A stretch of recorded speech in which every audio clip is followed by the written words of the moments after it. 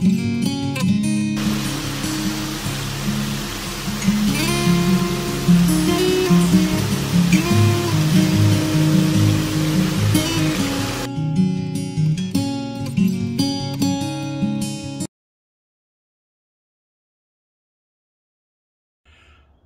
morning, subscribers. I am getting ready to head out. I finally have got an upgrade for Rubicon, my JK Wrangler. It's a 2016. I'm going to be installing the most budget-friendly big brake kit I could find, which happens to be the brakes off of the Sahara and Rubicon JL. So watched another video where the guy installed front and rear, and basically it went in pretty simple, bolted up. There was some minor trimming you had to do of the dust shield, but that's really major, or not major, minor stuff. It's really shouldn't be too bad at all. So everything on the video looked like it lined up and bolted up fine. So and what I've read online, it should as well. So we'll definitely see and let you know if this is a great option for you. I got the kit off of Rock Auto, and it included new calipers, brake pads, and rotors.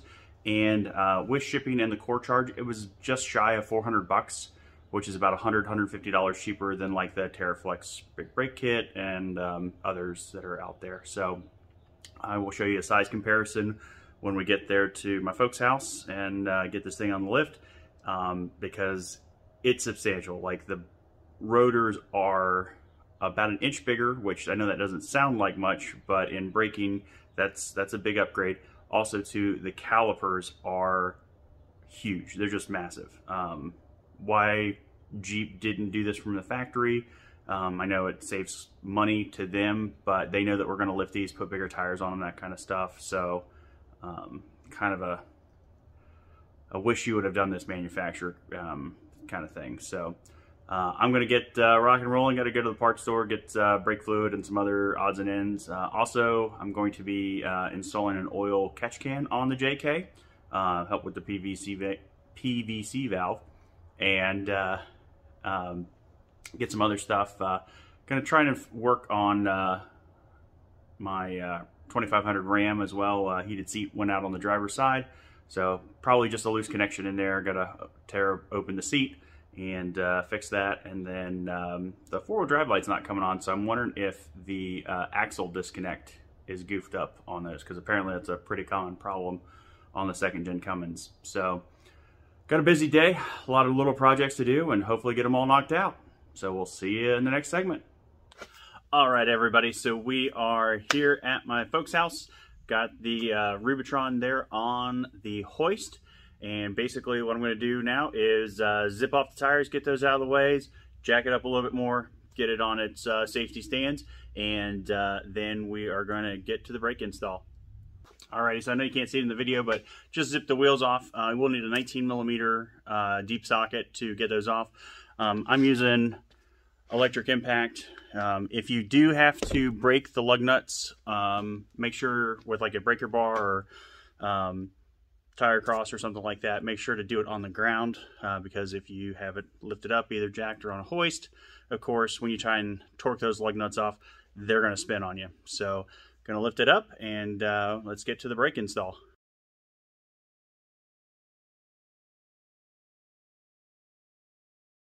All right, everybody, so on my JK, I am running 1 1/4 inch wheel spacers. I believe they're from Spider-Tracks.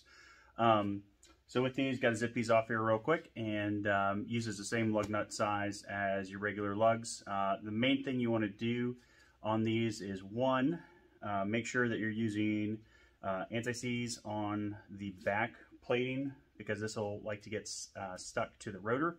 Also, you want to use thread locker when you install the bolts to make sure that they don't back off. Also, it is extremely important, if you run these, make sure that you tighten them, or torque them rather, to your specifications. Don't just throw an impact on there, 3 ooga doogas and do it. No, you have to make sure that you're torquing these to the proper specs. Otherwise, it will stretch the bolt and it can fail, and then you can lose a wheel best case scenario to lose a wheel is on the trail, but most likely it's going to be when you're going down the highway at 70 miles an hour. So you don't want to hurt yourself or anyone else. So make sure that you follow the manufacturer's recommended installation instructions on these things. Can't stress that enough, guys. So we're going to zip this off and get to the actual brakes. All right, everybody. So I lied. Apparently the lug nuts take a 19, and for the wheel spacers, they take a 21 millimeter. So if you use a different brand, it might be a different size, but just want to give you guys a heads up. So we're going to zip this off.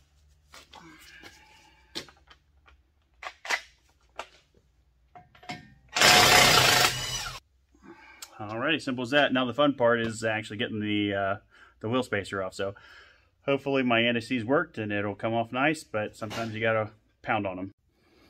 All right, everybody, so I'm bringing you in here close. With the caliper, you've got 2 bolts, one up here on the top, one down here in the bottom. It is a 13 millimeter, and that is going to allow the actual caliper assembly to rotate from the bracket. So we're going to get that out of the way, get the bracket out of the way, pull the rotor, then new stuff's going on. So this is good to know if you've got a brake job coming up. I had one guy watched online that said that you know, he doesn't do brakes, and they are important, but they're not difficult. If you've watched a couple videos like this one, it's really straightforward on how to replace and fix them. There's nothing too complicated about it. You just have to take your time, make sure you know what, watch what you're doing, and don't end up with more parts than what you started out with. So I'm gonna take these off, and we'll get the bracket off too.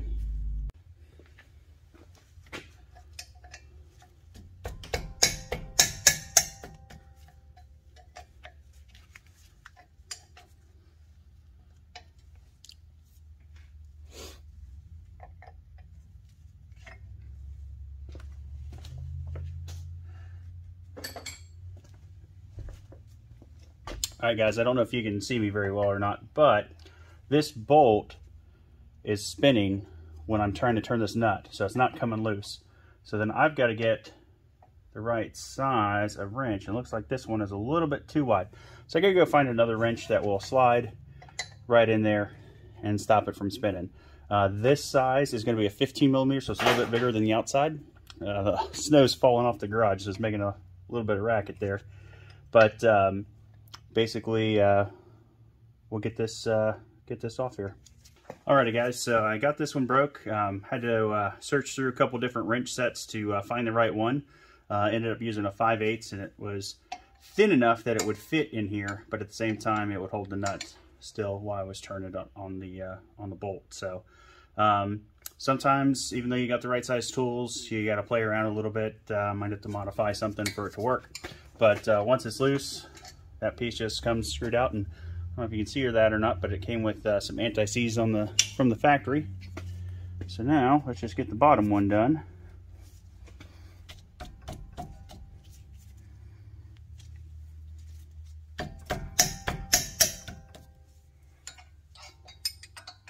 See if that nut stays or not.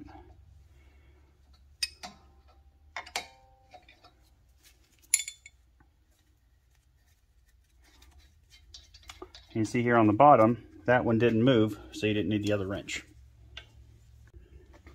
Alrighty, so now I'm just going to rotate this caliper out of the way. Maybe easier said than done. What's catching me up here?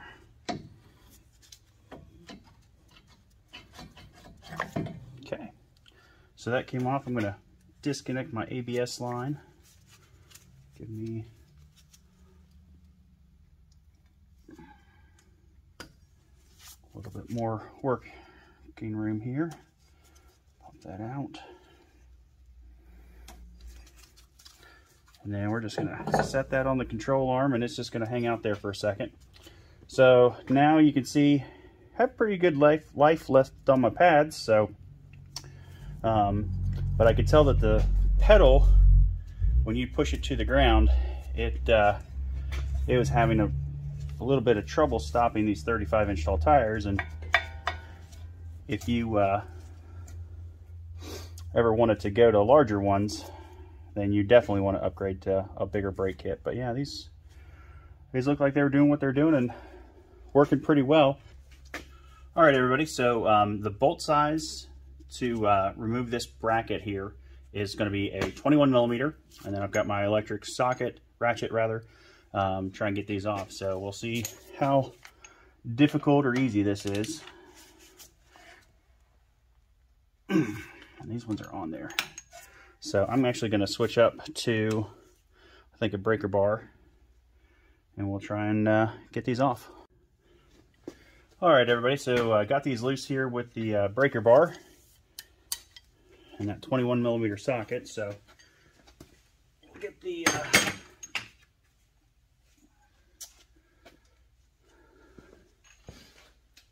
other electric socket here.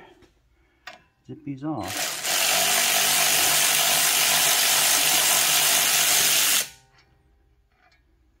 Now for the kit that I bought, and from the video I watched, it said that we're going to be reusing these bolts.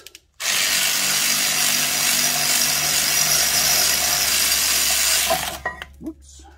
And that came right off. So there's the bracket.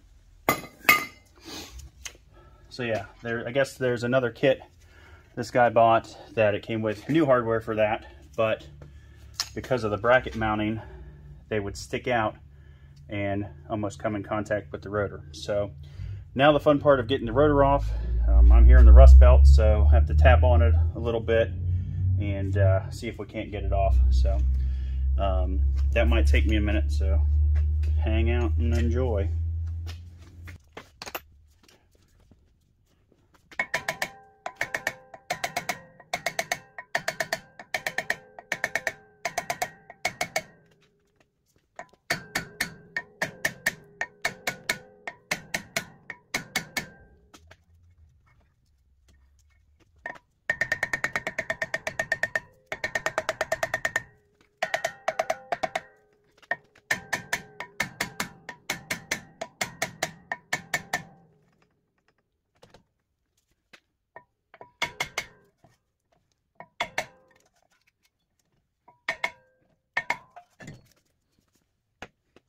All right, everybody, so that actually came off pretty well. I thought I was going to have to be pounding on a little bit more.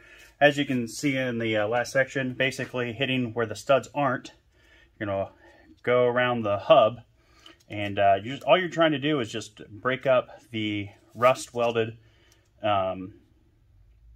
rotor, because that's all it's holding. It is just rust. So the other thing too is once this is off, we want to make sure we get it cleaned and get everything prepped for the new rotor. Got this all cleaned up, just used a little wire brush, got most of the rust off. Again, you're not going for perfect, you just want to knock as much of this as you can down so that when you put on your anti-seize, and like Matt from Bleep and Jeep says, it's not a disease, it's anti-seize. If you're going to be working on a Jeep, highly recommend investing in one of these bottles. This stuff will get just about everywhere, but you want to make sure that you're using it so that the next time that you're in here, you don't have to fight the rust on here. Also a good time, check your hub bearings while you got everything apart, just, you know, see how it's doing. Mine appear to be pretty good even with the spacers. I've been running those for about 20,000 miles on it now, I think. When I first got it, so just try and cover up as much. Don't want to get it on the threads, however, of the studs. So I'm going to run and get the rotor. We're going to put it on there, and then I'm going to do a size comparison for you from the old rotor to the new JL rotors. Alrighty guys, so here's my unboxing video, or unbagging I guess rather. These are the new rotors, and let me tell you what, they are heavy. Get in there, get these out. Very nice. Now for the moment of truth.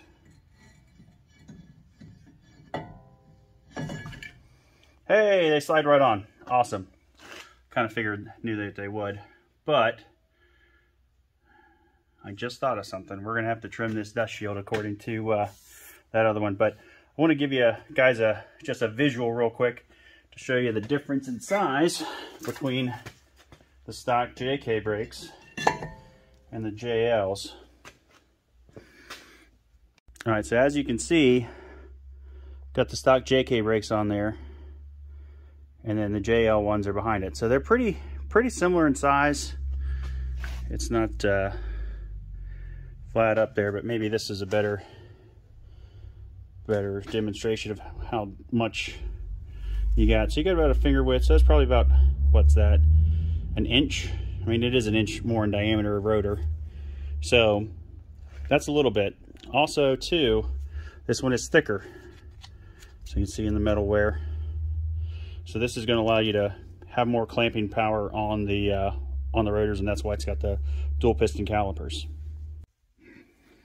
All right, so got the backing plate there, the dust shield trimmed and grounded up, so it's pretty nice there. So what we're going to do is clean the rotor. Very important. They ship these with oil on them, so you don't want to try and bed the brakes with the oil on there, because that will mess up that procedure. So take some brake clean, shop towel, and just spray a little bit on it, and then just wipe her down.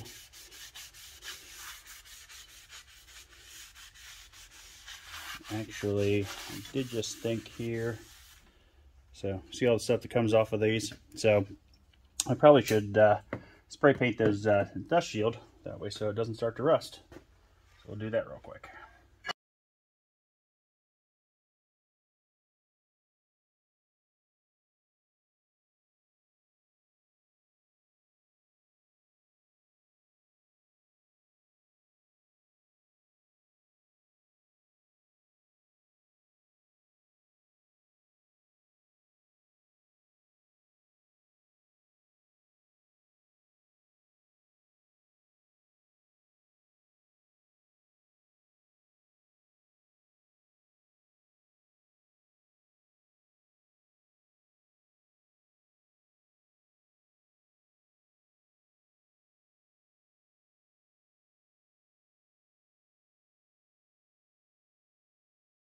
Okay, so with the caliper on there,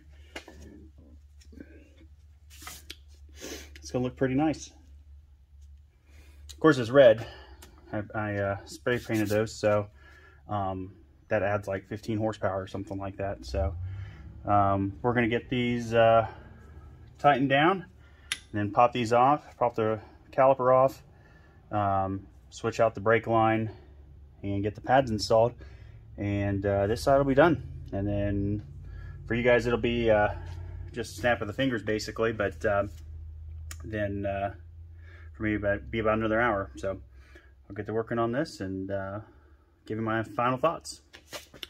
Guess I should mention too, so this is the size comparison between the factory Jeep caliper on the JK and the JLs. The actual caliper itself, the piston rather, and the caliper is fairly large. I mean, that's a good size if you can see that in there.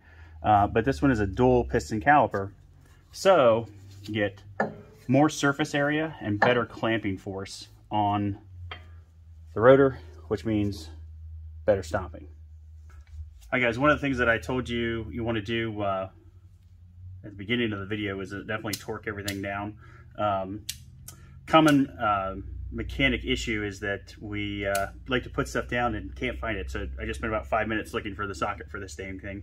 So the torque settings for the main bolts on the bracket are 120 foot-pounds. So that's pretty tight. That's not, you know, killing it. And then I'll have to look up and I'll tell you what the torque specs are for these. But these are small boats, so it's not too much. I think it's 36 pounds, but I'll double check that here real quick. So let's get these tightened. If you've never used a torque wrench before, you pull and it'll tighten. And then when it clicks, ooh, that one slipped off. Try this again. It's turning the wheel on me. All All right, maybe 120 pounds was a little bit more than I thought it was. So let's get that rotated back over. Do the bottom, do the top.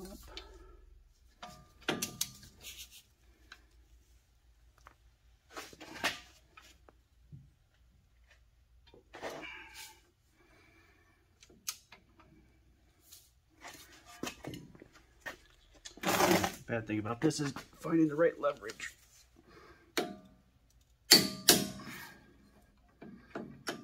Okay, so that one's done. All right, everybody, I highly recommend using something like this. A lot of times you get those little packets in the brake kits when they come with pads and stuff.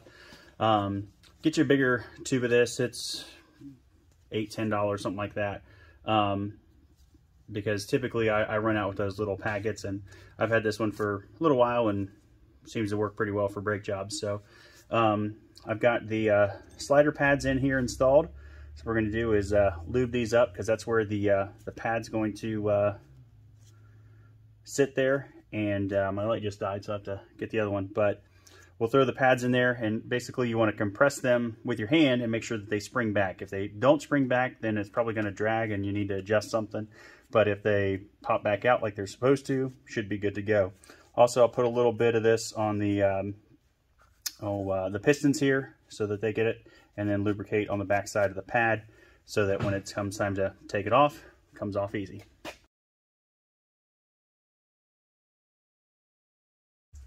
Alrighty, everybody, so this is going to wrap up the video. Got the wheels and tires installed. As you can see, the Jeep's on its own weight, so plenty of clearance. If you have a 17-inch rim, shouldn't have any issues, even with wheel weights on the inside of the tire. Now, I am running wheel spacers, so that might be why I've got so much more room. So I didn't try it without the spacers on there, because I knew I needed to put them on. All in all, it took me about, let's see, about 3 hours or so, and that's with recording, so you should be able to knock this out in about 2. One of the things I will recommend is if you have a Wrangler or Gladiator or anything like that, and you do not have the JScan app, get it. It's about $25, I think, $30 for the membership, and it's one time you buy it, you get the rights for one vehicle. So if you get multiple vehicles, I do believe you have to buy multiple ones, but anyway, it's still way worth it. So also have to get like a OBD2 Bluetooth reader, and what the app allows you to do is go in there and change a bunch of things. So like your tire size, I'm doing gears on this one here in the future, so it's going to allow me to change the gear ratio so the computer is happy and we'll talk with the transmission all right, and we'll throw it into limp mode. But one of the really cool features is that it will go through the ABS pump module's bleeding process. So I manually bled the brakes per the instructions, and then put it in the app, got on the phone, went to the ABS module, and if you ever need to do this, look it up. It was really easy information to find, and it will basically prime each individual wheel with the ABS pump, and then it'll let you know if it needs to be bled or not. This passenger front wheel, the right front wheel, I thought I got it, but it's just myself here, so I'm using a bottle with a, you take a hose, put it in the end of the bottle, put some fluid in it so that it won't suck air back up into the system, crack the bleeder, pump it a few times, close it, test it out. It said that there was still air in the system, and it told me that I needed to go back to that wheel and fix it. Also, it told me the rear passenger side tire brake also needed bled, but the driver's side was fine. So I don't know what was going on with that back one. Maybe when I did brake pads, I don't remember cracking the line, but anyway, maybe the system thought that there was some air in it, so better to err on the side of caution, go ahead and bleed it. So I was really, really happy with that. I'm actually going to go take the Jeep for a ride, test everything out. I got everything torqued down. Yeah, all in all, everything bolted in. The only minor modification you have to do is the the rear splash shields on the brake calipers, and I used just a little pair of brake channel locks, put it on there, moved the metal back a few times, popped right off, had a nice line, painted it for rust prevention, and went about with the install. So I will tell you the second wheel was a lot faster than the first one, just because I wasn't videoing, but the pedal feel inside, just sitting there, feels really nice. Feels about the same as stock. I was trying to get a before and after to let you know how much shorter your stopping distance, but I couldn't find a good place to kind of do those tests without having someone call the police on me or something. So all in all, like I said, I highly recommend it so far. I'm going to take it for a spin, let you guys know, because that's the most important thing. But as far as ease of install, everything lining up, 10 out of 10 stars. Really, really happy that this will work, because to my knowledge, it's the cheapest big brake upgrade kit that you can do for the JK Wrangler. And again, my cost shipped to my door from Rock Auto was about $380, $390, and that includes a $60 core charge. So if I send my old calipers back, I don't know if I get my money back because they're different calipers, but we might see. I'll probably throw them out to the local Jeep Club and see if anyone's in need of a set before I do that. So, and again, the other brake kits are a lot more money. So, budget-friendly option. If you ever need any parts, the other thing that I really liked about this can't talk. The really thing I liked about this system is that if I ever need parts and I'm broke down on the side of the road wheeling, or go out to Moab or something like that, I just walk into a big parts store and say, hey, I got a 2020 Wrangler Rubicon and I need brake pads, I need rotors. They're going to have that kind of stuff, versus if I'm looking for something that's kind of specialty, one-off, where one of these companies, and I'm not knocking them, I'm sure they're great products, it just, I wanted something that had the manufacturer's backing by it being what they make, and it worked. So we'll see how it drives, because that's the next big test, but so far so good. So like I said, I'll do a little video of me driving, final thoughts here. I got to go through the break-in procedures, but thanks for watching, guys, and hope you have a great day.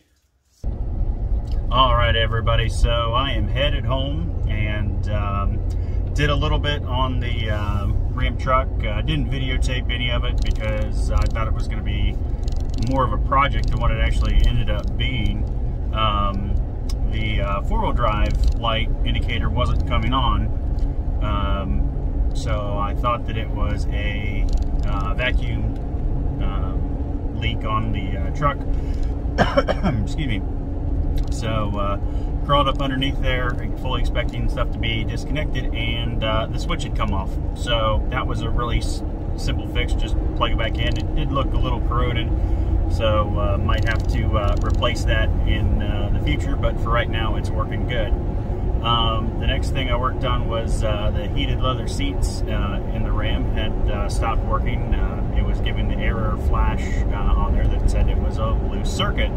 So I had my soldering kit ready to go, fully expecting it to be a broken wire there in the seat someplace. I'd seen similar videos online, and again, the plug came undone. So 2 really easy fixes, didn't have to mess with too much, got those back on, and everything works the way it's supposed to. So a lot of times these vehicles will fight you like crazy, but every once in a while you get lucky, and it's a really easy, simple fix. So I did the brake bedding in process, and that's where you, at different speeds, will rapidly try to hit the brakes, and then you keep rolling so that it doesn't have time to heat up.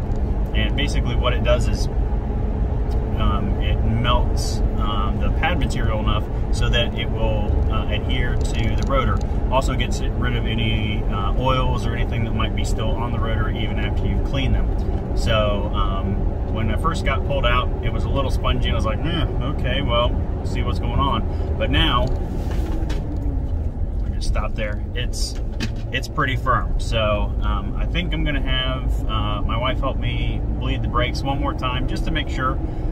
because again, with one person doing it, you can't really see all the bubbles coming out, and I just want to make sure that we're good to go there. But yeah, guys, so far so good.